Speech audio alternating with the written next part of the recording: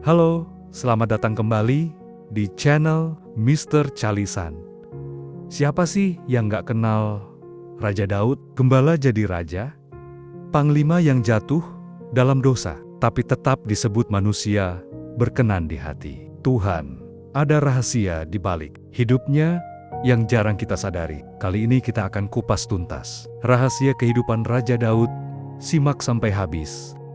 Dari semua tokoh besar dalam Alkitab, mungkin sedikit yang hidupnya sekompleks Daud. Dia seorang gembala, musisi, pejuang, raja, penyair, pemimpin besar Israel. Namun di saat yang sama, dia juga pernah jatuh dalam dosa yang sangat gelap, melakukan kesalahan besar, mengalami kehancuran keluarga, dan merasakan penderitaan yang dalam. Tapi anehnya, di balik semua itu, Daud tetap disebut seorang yang berkenan di hati Tuhan.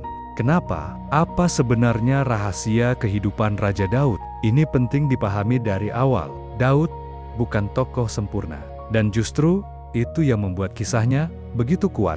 Karena Alkitab tidak menyembunyikan kelemahannya, tidak menutupi dosanya, tidak membuatnya terlihat seperti manusia tanpa cacat. Dan mungkin itulah alasan banyak orang merasa kisah Daud begitu manusiawi.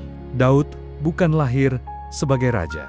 Dia hanya anak gembala. Bahkan saat Nabi datang mencari calon raja, ayahnya sendiri tidak langsung memanggil Daud. Seolah-olah dia dianggap paling tidak mungkin. Dan itu menarik karena seringkali Tuhan bekerja melalui orang yang diremehkan manusia. Saat itu, saudara-saudara Daud terlihat lebih meyakinkan, lebih tinggi, lebih kuat, lebih pantas menjadi raja. Namun Tuhan berkata sesuatu yang sangat dalam. Manusia melihat apa yang di depan mata, tetapi Tuhan melihat hati. Dan kalimat itu mengubah cara banyak orang memahami hidup. Bukan pedangnya, bukan ketenarannya, bukan keberaniannya, tapi hatinya terhadap Tuhan. Daud bukan manusia sempurna, namun dia punya kerinduan yang nyata untuk mencari Tuhan. Sebelum menjadi raja, Daud menghabiskan banyak waktu sendirian di padang, menggembalakan domba, dan mungkin di tempat sunyi itulah karakternya dibentuk. Hari ini manusia takut kesepian, takut diam, takut sendiri. Padahal banyak hal besar justru dibentuk dalam kesunyian. Di padang itu, Daud belajar memainkan musik, menulis mazmur, berdoa, merenung, dan banyak tulisan Daud dalam kitab Mazmur lahir dari pengalaman hidup yang nyata, bukan teori, tapi pergumulan. Menariknya, ribuan tahun kemudian, Mazmur Daud masih menguatkan banyak orang, karena Daud menulis dengan jujur tentang takut, tentang sedih, tentang harapan, tentang rasa bersalah. Dan manusia modern pun masih merasakan hal yang sama. Lalu datang kisah paling terkenal, Daud melawan Goliat, seorang gembala muda, melawan prajurit raksasa. Dan secara logika, Daud seharusnya kalah. Daud tidak hanya melihat ukuran musuhnya, dia melihat siapa yang menyertainya. Dan di situ ada pelajaran besar. Ketakutan manusia sering muncul saat hanya melihat masalah tanpa melihat Tuhan.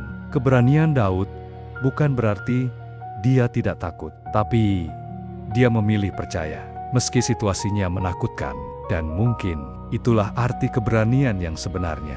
Seringkali manusia berpikir kalau menang satu masalah, hidup akan tenang. Tapi hidup Daud justru makin rumit setelah itu. Dia mulai terkenal, dan ketenaran membawa bahaya baru. Saul mulai iri kepada Daud, dan iri hati perlahan berubah menjadi kebencian, sampai Saul mencoba membunuhnya. Ini menunjukkan sesuatu, bahwa keberhasilan manusia kadang memunculkan sisi gelap orang lain. Bertahun-tahun, Daud hidup sebagai buronan, padahal dia sudah diurapi menjadi raja. Bayangkan, itu dijanjikan sesuatu besar, tapi kenyataannya justru penuh penderitaan. Dan mungkin banyak orang juga pernah merasakan hal seperti itu. Ada masa dalam hidup di mana janji Tuhan terasa jauh, di mana manusia bertanya, kalau Tuhan bersamaku, kenapa hidupku seperti ini?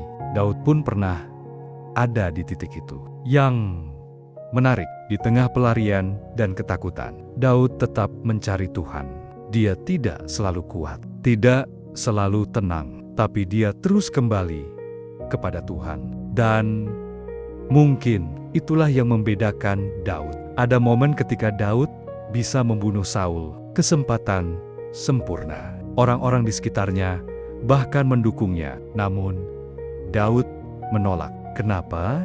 Karena dia tidak mau mengambil jalan yang salah. Meski itu terlihat mudah, karakter manusia terlihat bukan saat semuanya mudah, tapi saat punya kesempatan berbuat salah dan memilih tidak melakukannya. Akhirnya, Daud menjadi raja Israel, dan masa pemerintahannya sangat besar. Israel berkembang, musuh dikalahkan, namanya terkenal.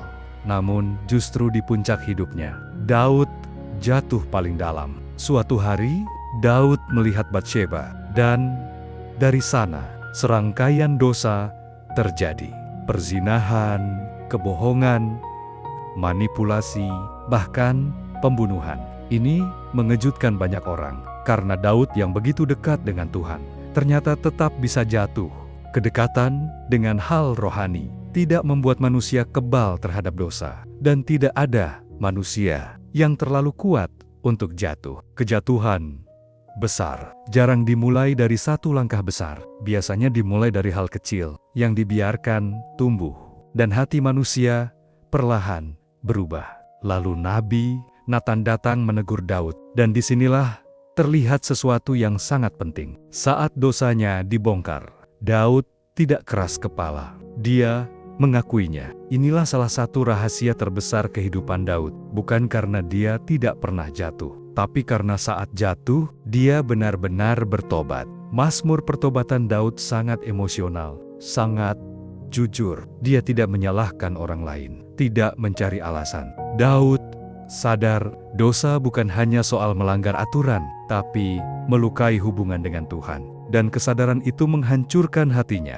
Meski Daud diampuni, hidupnya tetap mengalami konsekuensi. Keluarganya penuh konflik, anaknya memberontak, hatinya penuh kesedihan. Dan ini penting, pengampunan tidak selalu menghapus akibat. Semakin tua, hidup Daud tidak selalu tenang. Dia mengalami pengkhianatan, kehilangan, kesedihan mendalam. Namun di tengah semuanya, dia tetap mencari Tuhan. Banyak mazmur paling indah lahir bukan dari kemenangan, tapi dari penderitaan. Dan mungkin manusia paling dekat dengan Tuhan justru saat sadar dirinya lemah. Jadi, apa sebenarnya rahasia kehidupan Raja Daud? Bukan kesempurnaan, bukan kekuatan, bukan ketenarannya, tapi hati yang terus kembali kepada Tuhan, bahkan setelah jatuh, bahkan setelah gagal. Karena kalau jujur, banyak manusia hari ini seperti Daud. Kadang berani, kadang takut, kadang setia, kadang jatuh, kadang dekat dengan Tuhan, kadang menjauh. Dan itu membuat kisah Daud terasa sangat nyata. Mungkin itulah alasan kisah Raja Daud terus hidup ribuan tahun kemudian. Karena kisah itu bukan tentang manusia sempurna, tapi tentang manusia rapuh yang terus mencari Tuhan di tengah kegagalan dan penderitaannya. Dan mungkin yang Tuhan cari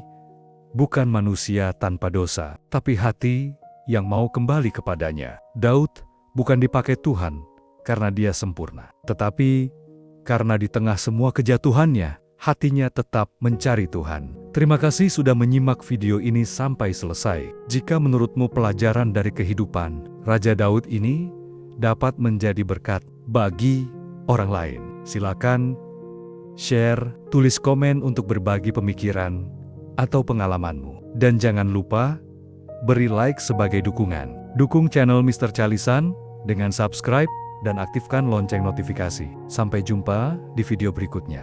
Tuhan memberkati langkah imanmu.